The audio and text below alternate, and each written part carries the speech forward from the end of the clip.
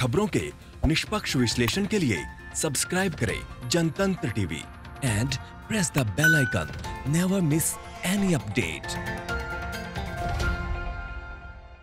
तो यूपी उपचुनाव में 1 बजे तक वोटिंग परसेंटेज अगर आपको बताएं 27% के आसपास से मतदान हुआ है। तकरीबन 7 विधानसभा सीटों पर 1 बजे तक ये 30% के आसपास से मतदान हुआ है। 30.41% वोटिंग।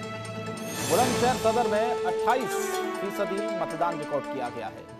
बांगरमऊ में 33% मतदान हुआ है। देवरिया सदर में 31% मतदान रिकॉर्ड किया गया है। मल्हनी में 28% मतदान हुआ है। टोंडला सीट पर 31% मतदान रिकॉर्ड किया गया है। नौगवा सादात में भी 35% मतदान हुआ है। ओम पांडे हमारे संवाददाता हमारे साथ इस वक्त सीधे लाइव जुड़ रहे हैं। ओम, उपचुनाव का रण जारी है, वोटिंग जारी है, उत्साह अपनी जगह है। 1 बजे तक का आंकड़ा ठीक ठाक हम कह सकते हैं कि वोटिंग परसेंटेज रहा है। अभी क्या अपडेट है, कहां पर कितनी परसेंटेज वोटिंग हुई और कितना उत्साह 1 बजे के बाद वोटरों का बढ़ा है? शंकर, जिस तरह से बात करें 1 बजे का जो समय था, लगभग 28% मल्हनी के जो मल्हनी विधानसभा है उसमें वोटिंग परसेंटेज जो हुआ है उसमें 28% तक वोटिंग पड़ चुकी है। लेकिन अब समय लगभग 3 बज रहा है, 3 घंटे का समय और बाकी है।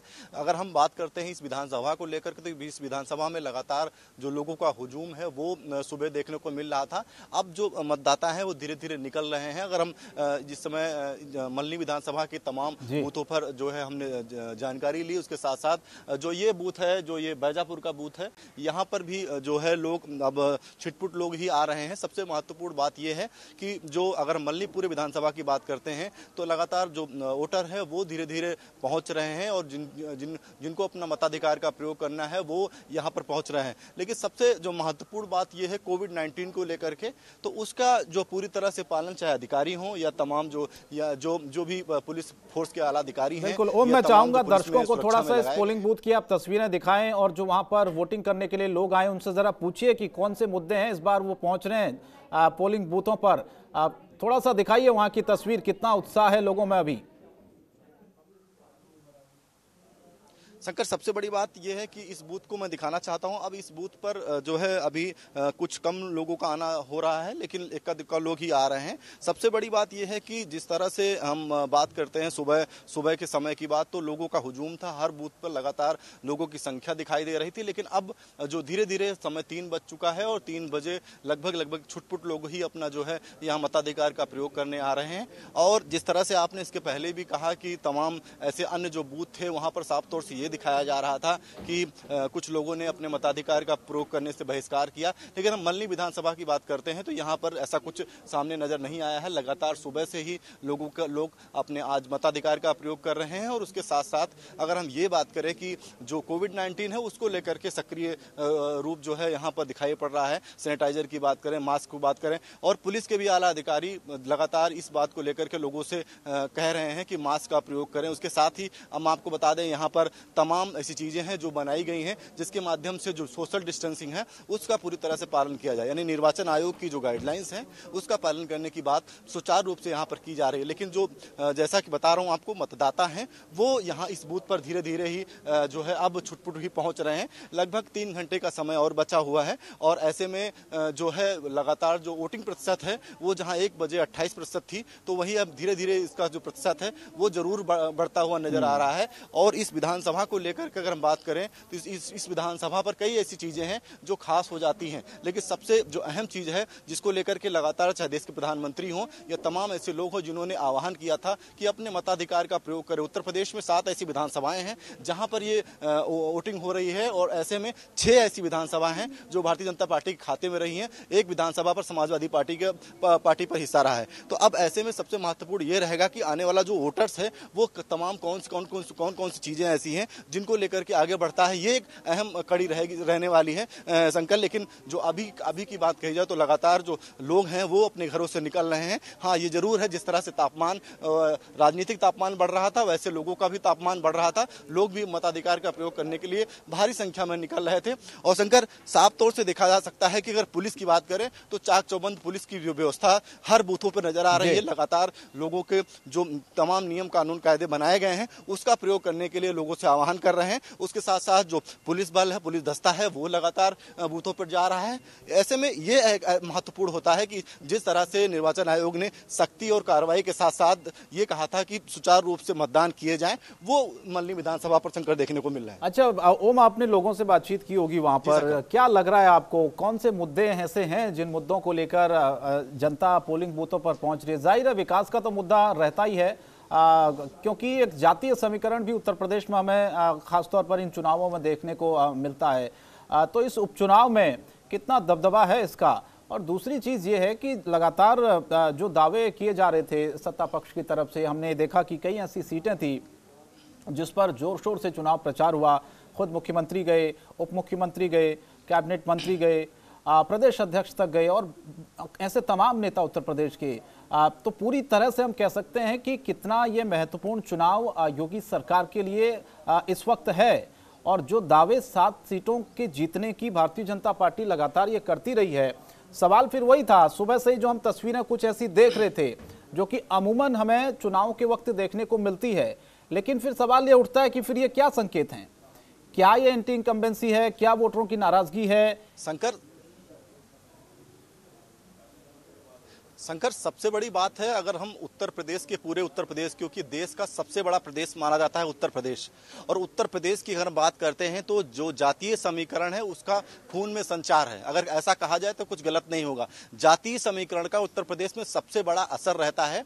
जाति आधारित जो राजनीति यहाँ की प्रथम दृष्टिया में सबसे आगे रहती है। अब ऐसे में अगर हम बात कर रहे हैं विकास को लेकर, या उन लोगों की जिन लोगों ने आज चुनाव को लेकर के कहीं ना कहीं विकास की बात रखी और उसका बहिष्कार करने की बात की, यह जरूर था कि तमाम अधिकारी मौके पर पहुंचते हैं और वो अधिकारी जो है उन ऐसे लोगों को मनाते हैं और उनका साफ तौर से ये कहना होता है कि हमारे यहाँ ये विकास की सुविधाएं जो होनी थी वो शायद नहीं हुई। लेकिन अगर हम पूरे देश की बात करें, इस समय ग्लोबल वार्मिंग, ग्लोबल आपदा चल रही है, कोविड-19 चल रहा है पूरे देश में, साथ साथ उत्तर प्रदेश में भी कोविड-19 का कहर है। ये सरकार जरूर कहती है कि तमाम जो वादे हैं उनको निभाने के लगातार तत्पर हैं। और इस चुनाव में ये भी देखा जा सकता है कि जिस तरह से ये कहा जाए कि उत्तर प्रदेश के मुख्यमंत्री योगी आदित्यनाथ वो स्वयं जो है जनसभाएं करते हैं, वहां के विकास की बात करते हैं, शिक्षा की बात करते हैं। और हाल ही में जो मिशन शक्ति है वो चल रहा है, उत्तर प्रदेश में चल रहा है, महिलाओं के उत्थान के लिए, महिलाओं के कल्याण के लिए वो तमाम जो नियम कायदे होते वो उठाए गए हैं।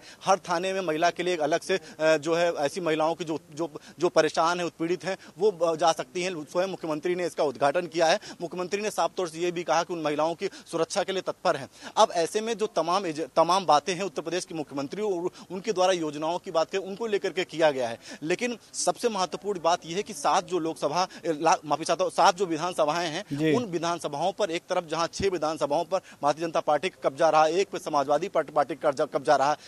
विपक्ष इस बात को लेकर लगातार कह रहा है कि ये 2022 का सेमीफाइनल है। अब सेमीफाइनल को किस तरह से, विपक्ष के इस सेमीफाइनल को जो मौजूदा सरकार वो किस तरह से देखती है, ये एक 10 तारीख को पता चलेगा। क्योंकि 10 तारीख को जो इस मतगणना के साथ साथ वो फाइनल होगा कि कौन इस उपचुनाव में जो है अपनी जीत हासिल करता है। लगातार चाहे अखिलेश यादव की बात करें, बसपा मायावती की बात करें, या स्वयं उत्तर प्रदेश के मुख्यमंत्री की बात करें, केशव प्रसाद मौर्य ने एक बात सबसे महत्वपूर्ण कही। उन्होंने कहा कि 100 में से 60 हमारा है, 40 बंटवारा है। हम लगातार 40 के लिए लड़ रहे हैं, 60 के लिए नहीं लड़ रहे हैं, 60 हमारे पास में है। तो अब ऐसे में ये देखने वाली बात है, वो 60 तो उनके पास में है, लेकिन 40 के लिए जिस तरह से लड़ाई हो रही है उपचुनाव में, अब ऐसे में उपचुनाव किस गणित पर बैठता है? क्योंकि विकास को लेकर तमाम एजेंडे बात कही जाती है। उत्तर प्रदेश में विकास की बात कही जाती है, उत्तर प्रदेश में स्वास्थ्य की बात कही जाती है, शिक्षा की बात कही जाती है, जातीय सुरक्षा की बात कही जाती है। उसके साथ साथ यहाँ पर अपराध को लेकर जिस तरह से लगातार विपक्ष आरोप लगा रहा था कि उत्तर प्रदेश में अपराध की संख्या है वो लगातार बढ़ रही है। हाल ही में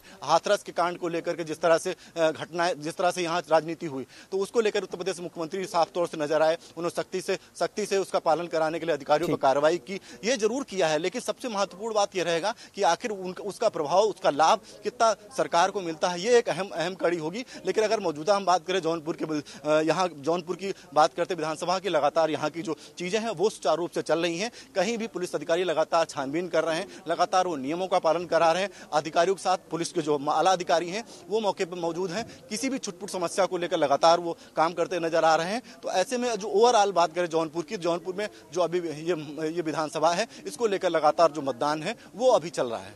शंकर, चलिए आप नजर बनाए रखिएगा ओम, आगे भी आपसे हम अपडेट लेते रहेंगे। फिलहाल जिस तरह से जौनपुर से हमारे संवाददाता ओम पांडे अपडेट दे रहे थे, पूरी तरह से जो वोटिंग प्रक्रिया है वो चल रही है वहां पर, और लगातार सुबह से ही वोटरों का उत्साह भी देखने को मिल रहा है। लेकिन कुछ ऐसी जगह थी, कुछ ऐसे पोलिंग बूथ थे जहां पर लोगों ने मतदान का बहिष्कार किया और आरोप लगाया कि जिन चीज़ों की उनको ज़रूरत थी, जो मांगे उनकी थी, यानी कि विकास के जो काम होने चाहिए थे, वो विकास के काम वहां पर नहीं हुए हैं।